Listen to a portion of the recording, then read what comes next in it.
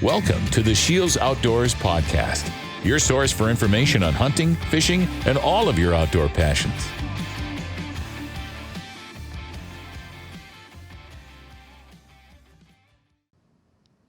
Happy New Year, everyone, and welcome to the SCHEELS Outdoors Podcast. On behalf of everyone at SCHEELS, I'd just like to congratulate you for making it through the whirlwind of a year 2020 has been. We've seen a lot of change, but not all of it has been bad. We've seen quite the resurgence in outdoors activities and bow hunting in particular. I've been an avid bow hunter ever since I could get a deer license and got super annoyed that I could only have a 2-week season with gun. So I picked up a bow and it just turned into kind of a full-blown obsession for me. You know, it started with getting out hunting, running trail cams, doing food plots, and, kind of turned into a year-long thing. And as I developed my passion for bow hunting, I started finding a need for the right equipment that would really step up my game. So I've shot quite a few different bows over the years, started with Bowtech, moved on to a Hoyt, and then last year I got the new Mathews VXR. Absolutely love it. So this year, Mathews has come out with the new V3, and that's what we're going to talk about in today's segment. Joining us today is Joe Sir of Risen Media and the proving grounds for Mathews.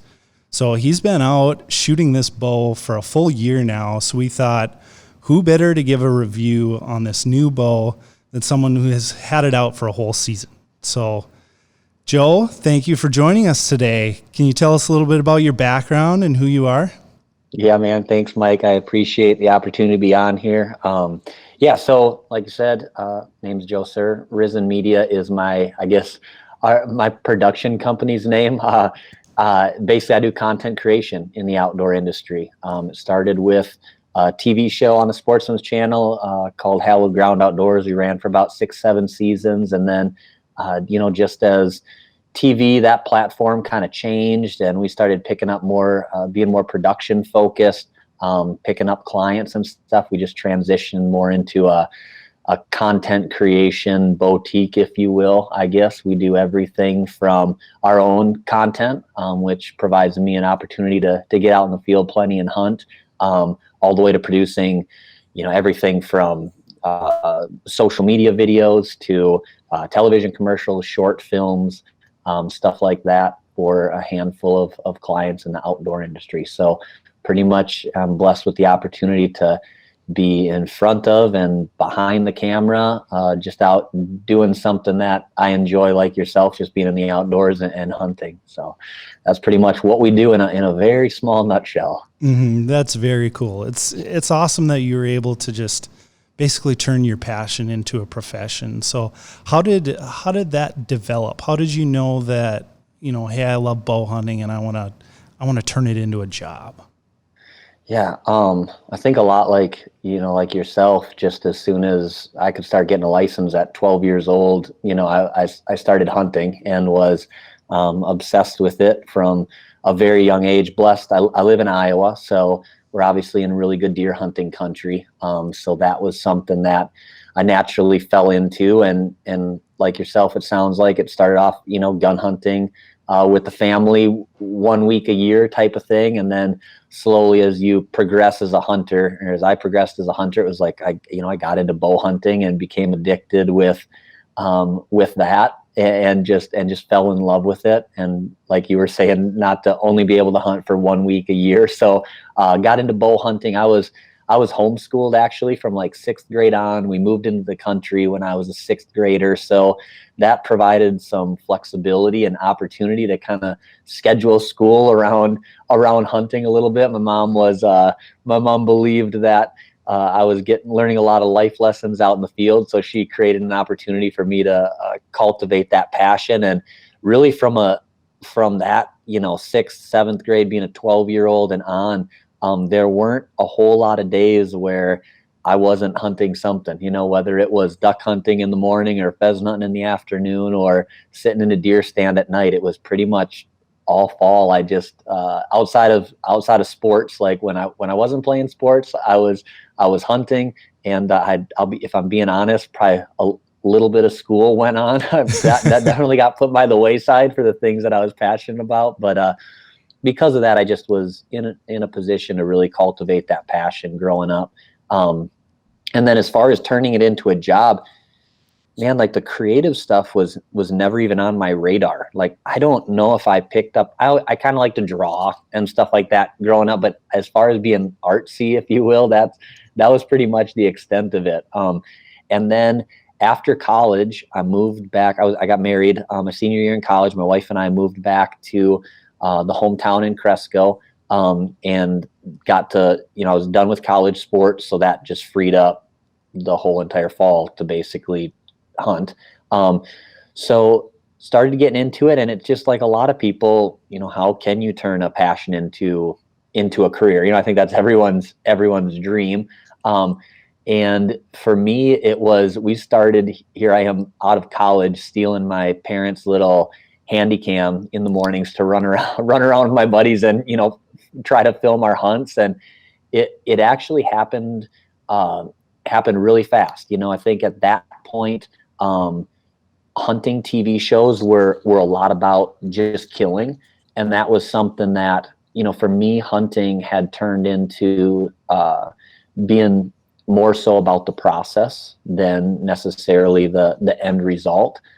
So into land management and food plots and, working on bows and, all the things that go into being a hunter, became such a big part of what I enjoyed. And I felt like TV at that point in time wasn't really telling that whole entire story. So we kind of started thinking, maybe there's an opportunity here to showcase what in our minds hunting was really all about. And so we started to film and reached out to a few companies because, like every show needs to be sponsored and things like that. So we started reaching out to companies, and I guess enough companies liked what we were about to, at least jump on board and kind of support us a little bit in our journey. And then we started filming probably in the fall, and by the next year had a contract signed with the Sportsman's Channel for a show. And just keep in mind, like, I had never edited anything before this point in time. So it was really just what was in our heads of how things should be shot. And it ended up to be where I ended up selling everything I could. So I'm a broke college student, essentially, with a ton of student debt. Sold everything I could possibly sell that my wife would allow me to sell. I bought an iMac and bought a slightly better camera, which was still, horrible quality at that period in time. And we signed a contract with the Sportsman's Channel, which I think a lot of people think, you get paid to hunt or something like that. But in reality, all you do is sign off that you're going to pay them a lot of money to be on TV, and the rest is, up to trying to secure sponsor dollars and things like that. But we were blessed with a couple companies who jumped on board, and then it was just a whirlwind of baptism by fire at that point. Honestly, like, it's interesting when you take something it's great making a passion into your job, but it's also a double-edged sword because making your passion your job makes your job your passion. I mean, it's a really interesting dynamic switch when that happens. And it was just a ton of pressure from not knowing how to edit outside of cutting together a little, video for family and friends, like to meet network guidelines and to try to make 13 episodes. When you're just hunting for yourself and for fun, you have a missed opportunity or you go a year without killing a deer or something, those things happen as hunters. And all of a sudden there was this pressure now to every single Friday during editing, like you had to have an episode out. You had to, so there was it changed, I guess, my not perception of success, but it changed what success was from a hunting standpoint because it was now a business, so it was just a really interesting dynamic shift. But I loved it. It gave me an opportunity to hunt even more. And we did that for, I think, 6 or 7 years, with maybe 6 seasons with Hallowed Ground. And then, like I was kind of saying before, just things started to shift with TV, and doing things more digitally. And throughout that time period, we had made commercials for companies, and obviously we're generating content for companies. And the show was fortunate to win a couple production awards, and it just kind of naturally evolved into more of a production company. And that's kind of, obviously where I'm at and where Risen Media is at today. So. That's very cool, man. You touched on a ton of stuff there, and I do a little bit of video myself, and understand that it's really baptism by fire. But what's cool about the stuff you guys put out is it's just it really captures the emotion of really being out there. Like you said, it's really not just about shooting a deer on camera. It's about the whole experience you have and being able to show those passions and get others excited about the stuff you're doing. So can you talk a little bit about the Mathews Proving Grounds and what you're doing for them? Yeah, so the Proving Grounds, I think they started that a few years ago, and it literally is just as it sounds. They get a handful of bows into people's hands to use them, to make sure that they're working, to test them, to get feedback on, and then create, the marketing material that goes into their bow launch, which I think is like just watching their bow launch every year from a inspiration standpoint. Like it's always one of my favorite pieces of content, the type of stuff that Mathews puts out. So to be an avid bow hunter, to be able to work with a company like Mathews, and to be able, from a content creation standpoint, to be able to contribute to their content every year is, definitely one of the highlights and the biggest perks and blessings of an opportunity that I have every year. Like getting that new bow before other people get it, months in advance. When I know that Mathews bow is coming, all of a sudden the UPS man drops it off. It's like, it's better than Christmas for me. So I just love it. So basically, we got the bow in. And it's always interesting because I think in years, this is maybe the third year that I've done this, that I've been fortunate to test the bow pre-release. And a lot of times it comes out like right at the end of August. So if we're doing an early September hunt or something, you literally have the bow in your hands for 3-4 days, set it up and go use it. This year we got a little bit in advance. It was like mid-August. So I had a couple weeks to really feel comfortable with it and shoot it. And then we used it all the way, through elk season, through whitetail season, and now through this point in the season. So a lot of animals, it's been a great hunting season. A lot of animals have died due to that V3. It's an absolute shooter of a bow. I absolutely love the bow. That's great to hear. Yeah, let's tell us a little bit more about it. What are your initial thoughts on the new V3?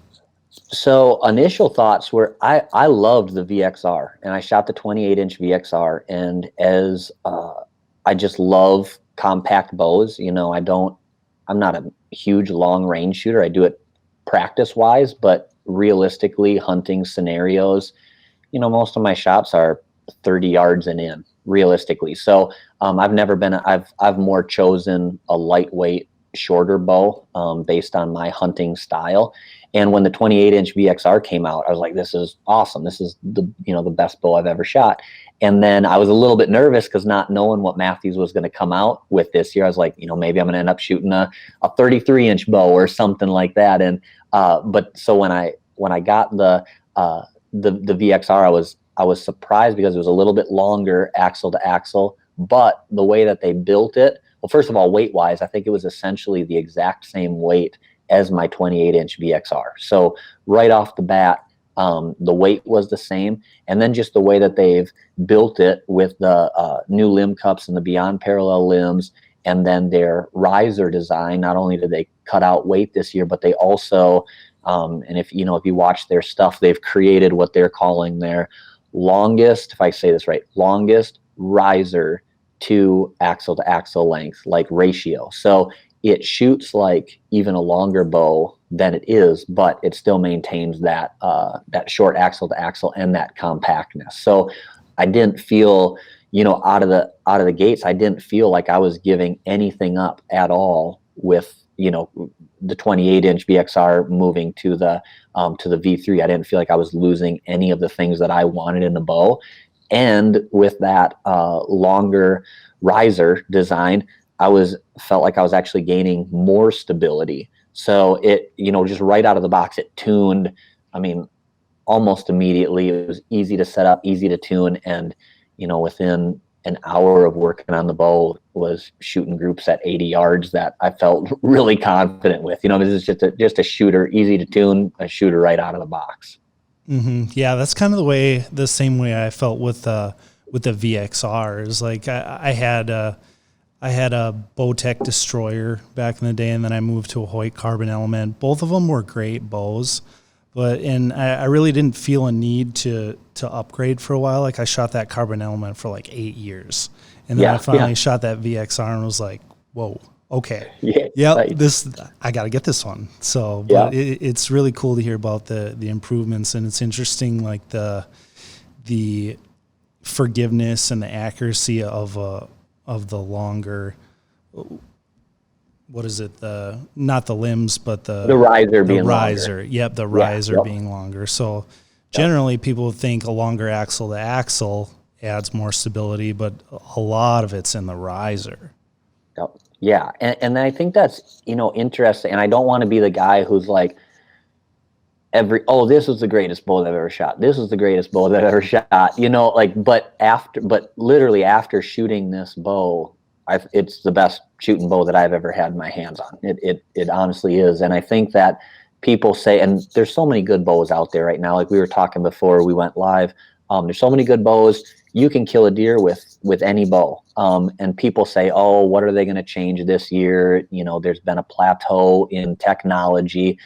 And I think that there aren't new, like, mind-blowing things every single year. It's not like all of a sudden, oh, it's a recurve and now there's a compound bow, or, it's little things. And I think Mathews has done a phenomenal job of every single year finding these little things and making tweaks and making a more efficient bow each and every year. And that's, with the several of the changes that they made this year, I think they did that. And those little tiny things equal better efficiency and better shooting performance. And yeah, it really this year changed the way that our mindset works. Like you were saying, it's not axle to axle length, it's that limb length that really that makes the biggest difference in a stable shooting platform of a bow. Mm-hmm. Yeah, you touched on efficiency with the changes now, and that's really the name of the game. Just it's not mind-blowing tweaks, but just you gain another foot per second here, you reduce a little vibration there, and when you add all those up, you end up with the best bow you've ever shot. Right. Yep. 100%. Yeah. So they've got two different sizes now, correct? I think it's 27 and 31. 31. Yep. Okay. Which one are you shooting? So I have the 31. I'm a 30.5 draw length. So the 27 is just, I think it goes to 29 and a half. So I'd love to, so I haven't shot it. I can't speak to that. Personally, I know that talking with the engineers, I know that a lot of people who could shoot that bow ended up going with it and loving it. I think I was talking with one of their engineers. I think he was saying, if you just put it in your mindset, like even though it's 27-inch axle to axle, it's more like shooting a 30, what traditionally would be like a 30-inch axle to axle bow. So even though it's short and compact, that's a little bit more mentally what you could envision it feeling like because of that riser design this year. But I've been shooting the 31. Okay, nice. So are there certain instances or situations where someone would want the shorter versus the longer? Yeah, I think it comes down to just your hunting style. I've not, I hunt in a tree stand, carrying it out west. It's lightweight, something that you can throw over your back. They have that silent connect system. So throwing it over your back, carrying even the long one isn't difficult. You don't even know it's on your back. But obviously a 27 would be that much smaller of a footprint. I would say maybe for a person who does a lot of hunting out of a blind, the 20, just that little bit of clearance at the top of your blind might be a beneficial thing. I'm 6'4", so if you're smaller, the 27 might just plain fit better, feel more, feel better in your hands and from a length standpoint. So I'd say, size of the person and draw length, obviously, and then maybe a blind hunter. It might be, I would say that 27, if you were 29.5-inch draw or less, that'd be a heck of a blind bow. That's for sure. Mm-hmm, for sure. You don't have to worry as much about like your cams hitting Right. your blind or anything like that. Yep, Mm-hmm. absolutely. Yeah. Can you touch a little bit about the past parallel limb design and what that does?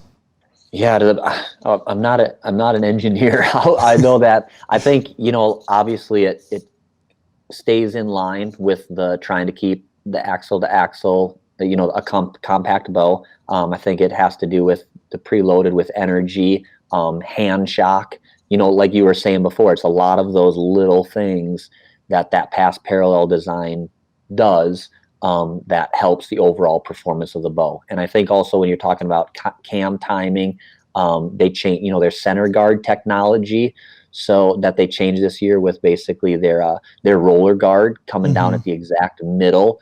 All those things also play a role in your timing, consistent, repeatable shots every single time, just those little bit 1% things that add up to a 10% better shooting overall bow.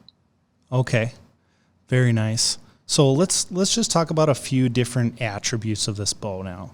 So the first one I want to talk about is like the sound and the vibration. So if you look at the Mathews versus a lot of other bows on the market, like they'll have dampers in between the limbs and stuff like that. Like Mathews doesn't have hardly any of that. All they have is like the little damper on the bottom part of the riser. So how do they make such a quiet bow like with such little to it? Right.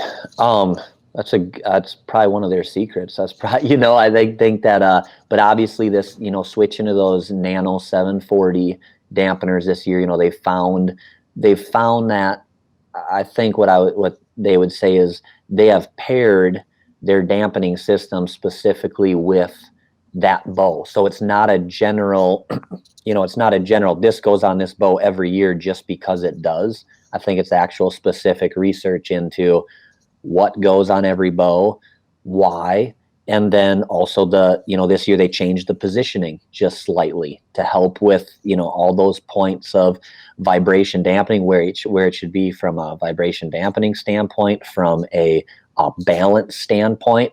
I think that's one thing that sets Mathews apart is just their attention to detail, and their attention to those little things. Every little thing about the bow is well thought out. It's done intentionally, and I think that's why I'm not bashing another bow. I think that's why they stand at the top of the industry. Is that attention to detail? As everyone knows, that little attention to detail goes a long way. And when we're as a bow hunter, all those little things add up to something that's efficient that you feel comfortable with in the field, or something that doesn't act that way, I guess.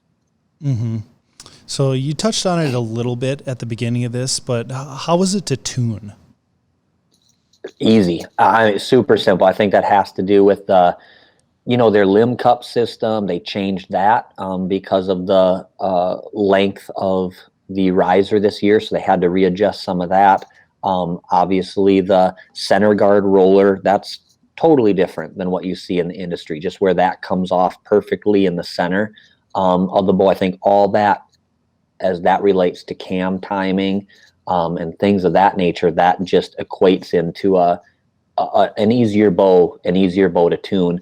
Their quality control is exceptional, so variances, things like that play into that. And then also one of their accessories that I love is the integrate mounting system that they put into their bow last year, which allows you to mount that QAD integrate rest. And just the fact that that being connected directly to the bow's riser, takes away a lot of those minuscule little variances that could take place that eventually downrange lead to inaccuracy.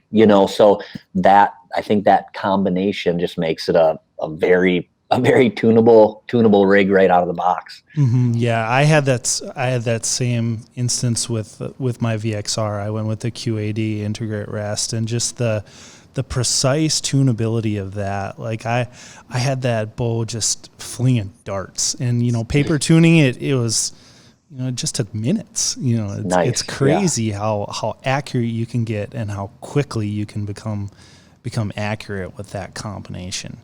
Yes. Yep. Absolutely. I mean, and that's like, I don't think that enough attention has been put towards that integrate mounting system, because, that Bitzenberger hole where traditionally things are mounted, there is just so much room for little variances. And to me, like that, I think that should be more looked at as a revolutionary idea and design, because it really, I mean, just to be able to have that thing solid, locked right on the bow, have the micro adjust, like it is not, you use it, you've seen it, it's not going anywhere. And that's too, just from a confidence standpoint, the bow, if you're using your bow, and obviously we try to be really careful with our equipment, especially a bow that, you spend $1,200 on, Mm-hmm. but you spend it for a reason. And then to know that it's going to perform when you need it to after a long road trip, or, bouncing around the back of a vehicle or things like that, I think that combination, that integrate mounting system and the integrate rest is to me, that's a selling point of the bow itself. Like that would be one of the reasons to get either the VXR or the V3 is for that system even. Mm-hmm. Absolutely. So how about the draw cycle on the back wall? How's that for the new V3? I mean, the Mathews, their cam system that they've had for the last couple models, I think is incredible. It's super smooth. I don't do a ton of shooting probably in the last 3 years. Like I don't shoot a lot of other bows. So I'm just comparing it to, what I knew 3 years ago, but you draw some bows back and it's like, there's not a solid back wall. It wants to creep on you, trying to let the bow down. It just rips your shoulder off. I think the draw cycle, and that's something that Mathews has been known for, is just incredibly smooth, incredibly easy to draw back. I've had people draw back my bow. So I shoot a 70-pound bow, and I've had people who usually end up backing their bow down a little bit, who draw it back, and they're surprised that it's a 70-pound bow. So I think that's a testament to how smooth it is and easy the draw cycle is, just how it progresses and then falls off into the back wall. I think it's an incredibly smooth and enjoyable bow to shoot.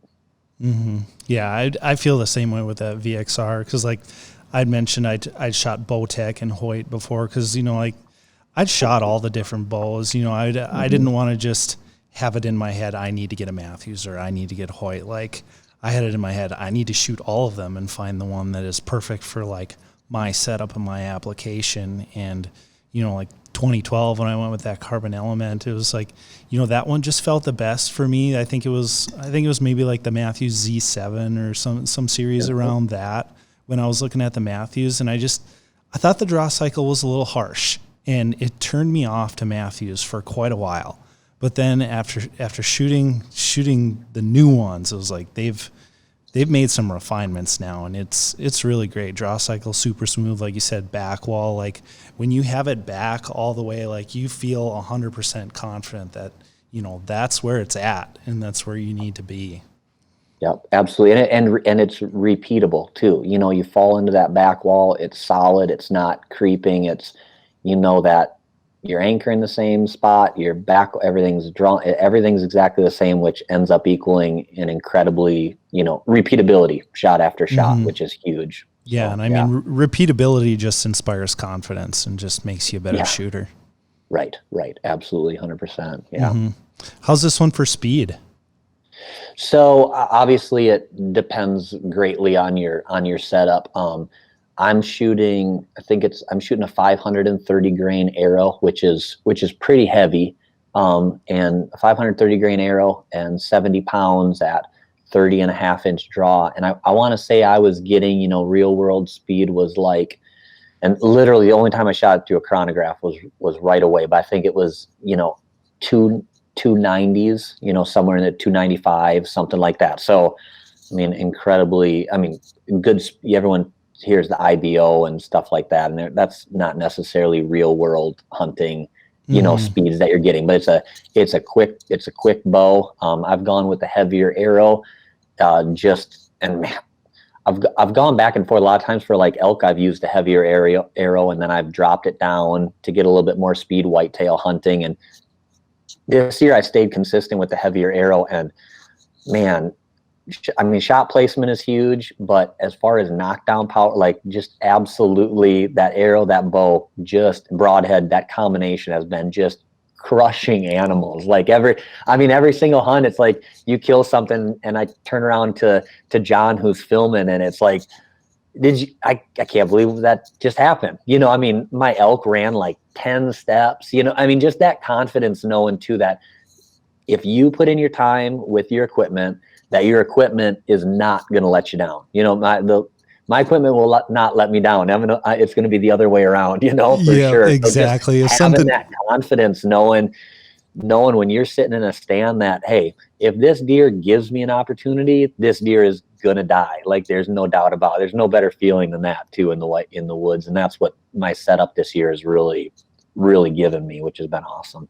That's great to have. Like if something goes wrong, then it's user error at that point. Right. Yeah. Yep. No excuses. Except for yourself. Yeah. That might be the only negative of the new V3. You can't blame it on something. Can't blame it on the equipment anymore. Yep. Exactly. Right. Yeah. It's all you, man. All right. Well, I'm dying to hear some hunting stories with this thing. Okay. So what is the first animal you shot with it? Tell me the story of it. So first animal I shot with was we went to New Mexico on an elk hunt. I drew the tag again, a unit 34 tag, which is not an easy, I never thought I'd draw that again. So, I went out there. I've got a buddy, with Compass West Outfitters, who's just an awesome guy. And I've filmed elk rifle hunts with them, and their success rate has been incredible. And it's like, if I ever invest in a hunt, like I'm definitely doing it with those guys. So we went back out there at public land. It was an interesting year because as opposed to last year, like the bulls were not coming into calls. It was just a night and day difference from last year where everything came screaming in your face. This year, it was exactly the opposite. And we were getting down, I think, to the last hunt of the week, or the last day of the week of our hunt. And we ended up paralleling just a group of bulls that were just screaming for hours. So we were able to keep at least they were talking. If they wouldn't have been talking, it would have been a way miserable hunt. But we were able to parallel them, but again, could not get anything to break off. And eventually we got up this drainage, and they were above us.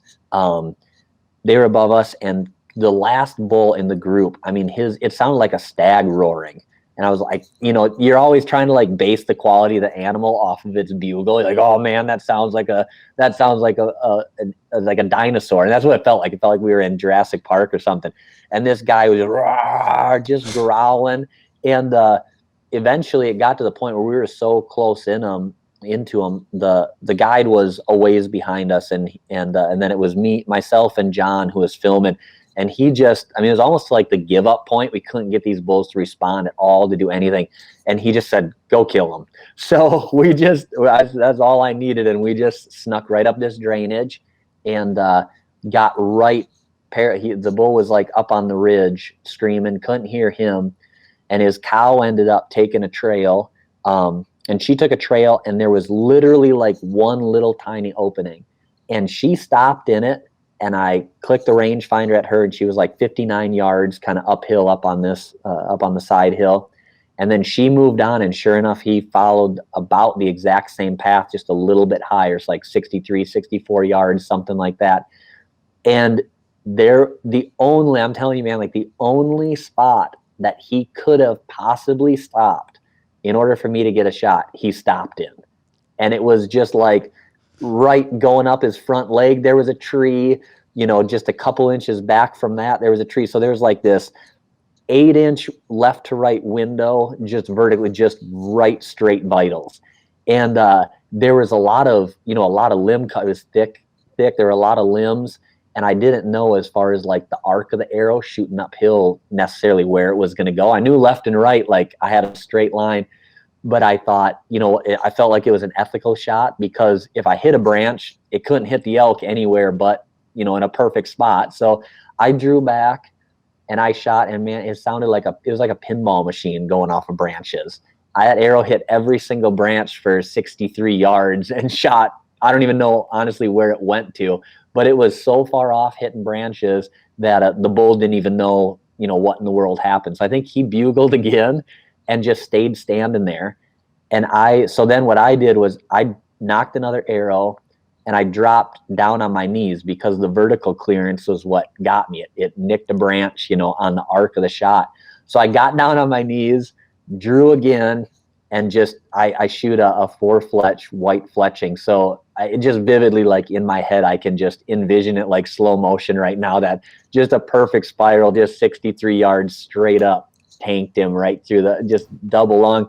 And he took about 5 steps, one big bound, and then just crashed. I mean, it just absolutely crushed him. So it was an awesome hunt. I mean, definitely one of the most exciting hunts I've ever been on, and just the way it went down. And so that was my first kill with the V3, and it was definitely one for the memory books. That's for sure. Yeah, no kidding. Just to have that one little window, and you mentioned just an ethical shot, like it's absolutely right. 'Cause like, if you're a little bit to the side, you're going to hit a tree. If you're a little bit to the other side, you're going to hit another tree. If you make a great shot, like, you're going to rip them right in the vitals. Right. So yeah, right. and then that's hero or zero moment. That's for sure. Yeah, it's awesome. Kind of like shooting when you're doing targets. You have that metal outside and then a little circle. It's like that's where you practice that situation.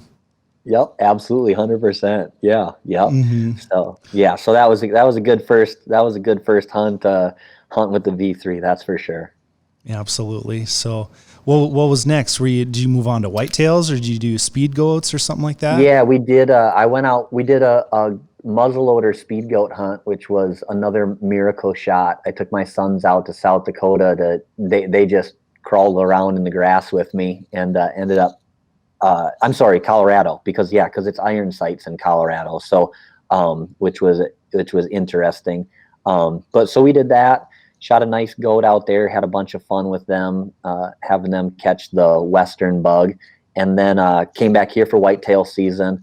And that was pretty much, I mean, right from the get go, I shot like 4 does right away. The whole V3 arrow broadhead combination, just crushed those.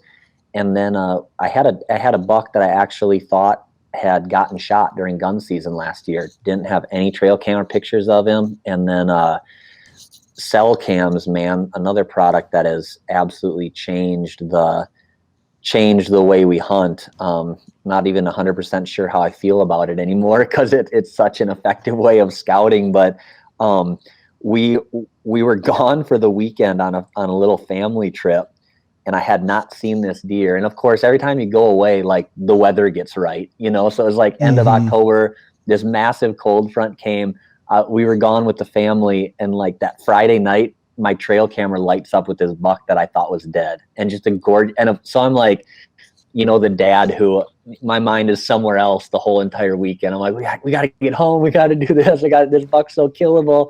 And anyway, we spent the night at this place, and then Saturday came, and he came out and daylighted again on Saturday, and I was like, this deer is the most killable he's ever going to be. And we ended up leaving on Sunday early so I could get into a stand, and snuck into the stand. Is a stand I typically don't hunt until the rut, but I knew he was in there. Historically, he'd been a deer who'd spent the majority of the rut in this little area, and we got in the stand, and 30 minutes after we got in, I heard like this rake on a tree, and he stood up probably 80 yards behind us. He was bedded the whole entire time, and he made a little scrape and putzed around and browsed a little bit, started to head the other direction, and I picked up the grunt call and hit it once, and in about 30 seconds it was over. He turned on a dime, walked right down a trail, made a scrape 15 yards, and throttled him. He ran 40 yards and died right on camera. So just kind of one of those things that he read the script perfect. That's for sure. Mm-hmm. Sometimes the stars align. Right. That's right. Yeah. And you need to, you can rather be lucky than good any day. So that luck is nice. I'll take it. Yeah. Very cool. So those hunts, like, have you released them yet? Or are we still waiting to see what's going on there? So let's see. The whitetail hunt is actually, if you go on the Mathews website, there's like a little 2-minute highlight video, kind of proving grounds film of that whitetail hunt. Or it culminates with that whitetail hunt, I guess. I think it shows a couple of the doe kills. But we are going to, on our YouTube page, we're in the process of editing that elk film, and then we'll have all those whitetail hunts separate on my YouTube page eventually. Season just needs to die down, so then we can get out of the tree and sit in front of the computer for a couple weeks and hammer those out. But yeah, in early spring, we'll have a bunch of that content out for people to watch it. But, awesome. Yeah. Well, I am definitely looking forward to watching that content. I'll send you a link. Yeah, absolutely. No, for the viewers that want to see that content, how do they get to your YouTube, Instagram, Facebook?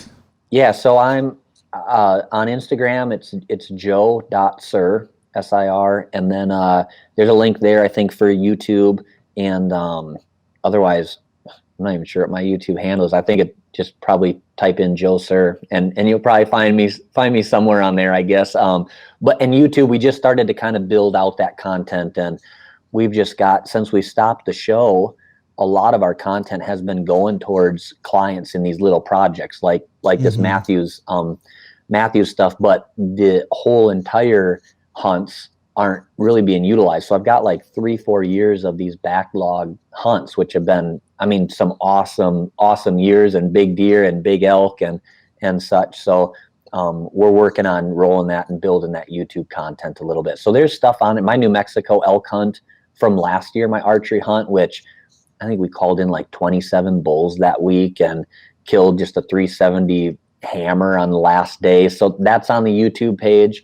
That's a good hunt. And there's some other whitetail stuff already on there, but our new stuff, if you haven't seen it, it'll be new to you. And then we'll roll out our this year's stuff here this spring for sure. There we go. Perfect. It's the perfect time for that. All the hunting seasons have basically wound down and looking for something to do. So just kind of get yourself psyched for the next season, watching some hunting videos. Yeah, be perfect. It helps with the withdrawals from not being able to be in the stand for sure. Yep, absolutely. Yeah. So, all right. Well, Joe, thank you so much for spending your time with us and letting us hear all about that new V3 and your experiences with it.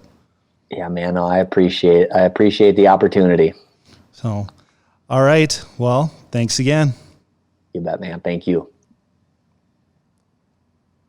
You just heard our conversation with Joe Sir of Risen Media and Mathews Proving Ground Team Shooter. I don't know about you, but I am jacked to start flinging arrows again. I'm also excited to check out his YouTube channel and see some of the content that he's been putting out. If you're in the market for a new bow, make sure to stop by your local SCHEELS and check out our wide selection. We've got the new Mathews V3, but we've also got bows from brands like Hoyt, Bowtech, Elite, and many others to match your exact shooting style and get you into the perfect setup for your budget and your hunting scenarios. Joe and I are super passionate about archery, but maybe you're just getting into it and looking for the right type of starter bow. We've got that for you, and we've got the people to get you into the exact setup you need. The most important thing is to just get out there and enjoy nature and experience the wonderful things bow hunting has to offer. If you like what you heard today, make sure to give us a follow on the listening platform you chose today. And we want to thank you all for listening, and see you next time.